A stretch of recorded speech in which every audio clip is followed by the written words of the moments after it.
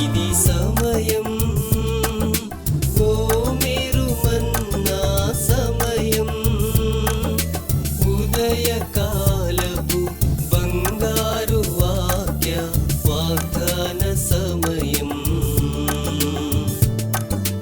ఆదరించి బలపరచే ఓ మేరు మన్నా, మార్గం చూపి నడిపించే ఓ మేరు మన్నా, వాగ్దాన సమయం, ఓ మేరు మన్నా సమయం.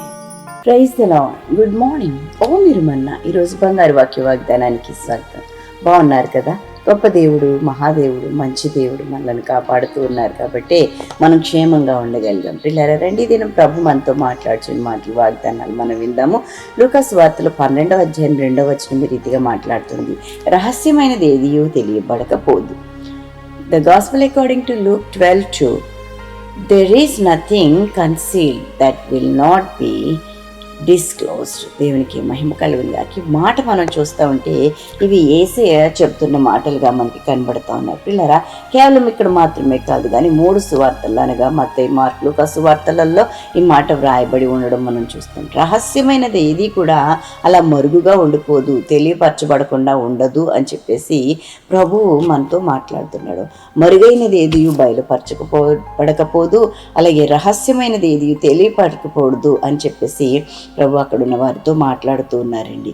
అంటే ఇక్కడ ఉన్న సమయం ఏమిటంటే, అక్కడ పరిసయ్యులు అనే ప్రజలు ఉన్నారు, వారిని గూర్చి మీరు జాగ్రత్తగా ఉండండి అని చెప్పేసి ప్రభు మాట్లాడుతూ ఉన్నారు. పరిసయ్యులు అనే పులిపిండిని గురించి మీరు జాగ్రత్త పడండి అని చెప్పేసి ప్రభు మాట్లాడుతున్నారు. ప్రియ దేవుని బిడ్డలారా, మన యొక్క జీవితాలలో ప్రభు ప్రతి దానిని బయలుపరిచే దేవుడై ఉంటున్నాడు.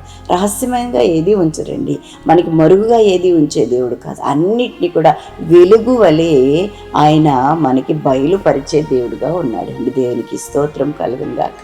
అందుకే ప్రభు అంటున్నారు కదా, మీరు జాగ్రత్తగా ఉండండి, ఆత్మను చంపనేరక శరీరమును మాత్రమే అగ్నిలో వేయడానికి భయపడకూడదు, కానీ శరీరమును ఆత్మను అగ్నిలో వేయగల శక్తిమంతుడకు దేవునికి మీరు భయపడండి అని చెప్పేసి హెచ్చరిక చేస్తూ ఉన్నారండి. దేవునికి స్తోత్రం. కాబట్టి మనం ఈ లోకంతో రాజీ పడిపోకూడదు.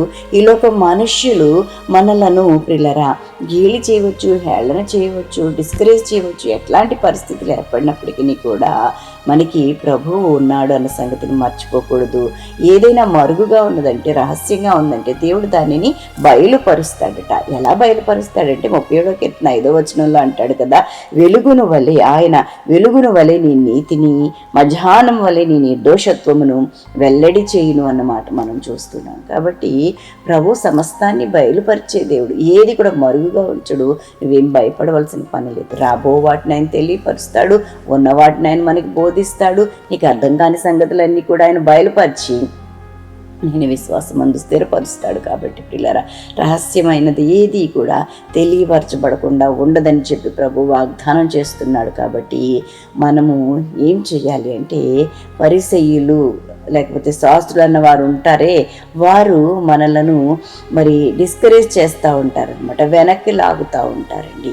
కాబట్టి అలాంటి గుంపును గూర్చి నువ్వేమీ భయపడొద్దు, జాగ్రత్తగా ఉండు. ఆత్మను శరీరంను అగ్నిలో వేయగల శక్తిమంతుడిని దేవునికి మాత్రమే భయపడి, ఈ లోక మనుషులు ఎవరికి ఈ పరిస్థితులు దేనికి నువ్వు భయపడవలసిన పని లేదు అని చెప్పి ప్రభు మనకి వాగ్దానం చేస్తున్నాడు. ప్రియ దేవుని బిడ్డ, నాకు అర్థం కాని పరిస్థితులు ఉన్నాయండి, యేసుని వెంబడిస్తేనండి ఎన్నెన్ని కష్టాలు, బాధలు, ఇరుకులు, ఇబ్బందులండి అని చెప్తున్న వాళ్ళు ఉంటారు. పిల్లరా, ప్రతిదానికి సమయం కలిగి ప్రతిదీ కూడా ఆయన బయలుపరుస్తాడు.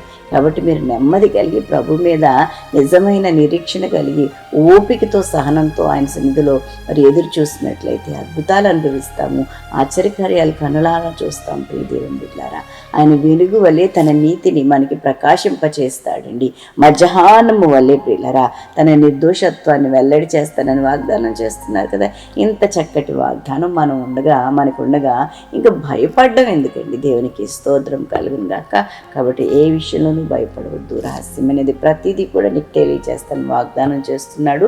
ప్రభు మీద నమ్మకం పెట్టుకుని ముందుకు సాగుదాము. అలాంటి కృపచేత పరిశుద్ధాత్మ దేవుడు మనలందరినీ కూడా నడిపించి స్థిరపరిచి బలపరచును గాక. ఆమేన్.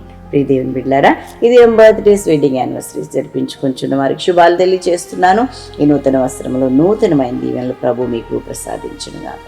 మీ కొరకు ఒక వాగ్దానం జ్ఞాపకం చేస్తాను. యోహాను శుభవార్తలో 14:18 మిమ్మల్ని అనాథలుగా విడవను, మీ యొద్దకు వత్తును. దేవునికి మహిమ కలుగును గాక.